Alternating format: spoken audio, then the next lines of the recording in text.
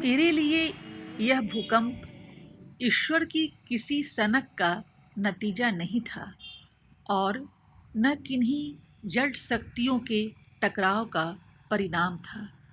न तो हम ईश्वर के सभी नियम जानते हैं और न उसकी कार्य प्रणाली की। बड़े से बड़ा वैज्ञानिक या दार्शनिक का ज्ञान धूल कण के जितना ही है।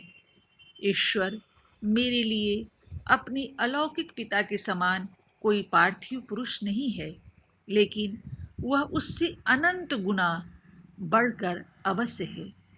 मेरे जीवन की छोटी सी छोटी बातों में वह मेरा नियामक है।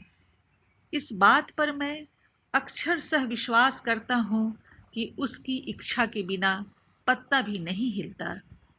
मेरी हर सांस उसकी कृपा पर निर्भर है। उद्धव कर्मण की गति न्यारी, यह शुद्ध सत्य है।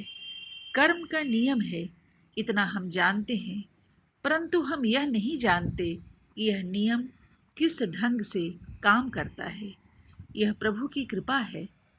सामान्य राजा के नियम भी जब हम नहीं जानते, तो फिर नियम की मूर्ति के समान परमात्मा के सारे नियमों को हम कैसे जान सकते हैं।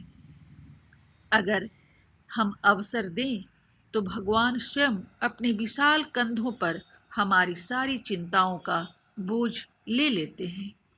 मैं तुम्हें इस समय लिखकर कह रहा हूँ, यह जितना सत्य है उतना ही सच यह बात भी है। अलबत्ता उसका तरीका यह नहीं है और उसके कंधे हमारे कंधे नहीं हैं। फिर भी उसकी मर्जी के अनुसार चलने में ही सारा सौंदर्य समाहित है। मेरा आनंद तो एक ही बात में है, ईश्वर दर्शन में।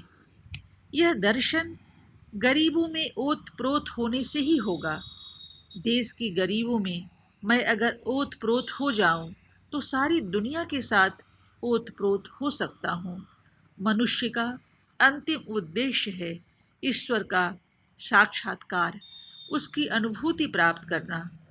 उसके राजनीतिक, सामाजिक, धार्मिक सभी कार्य इस अंतिम उद्देश्य ईश्वरानुभूति को ध्यान में रखकर ही संपादित होने चाहिए।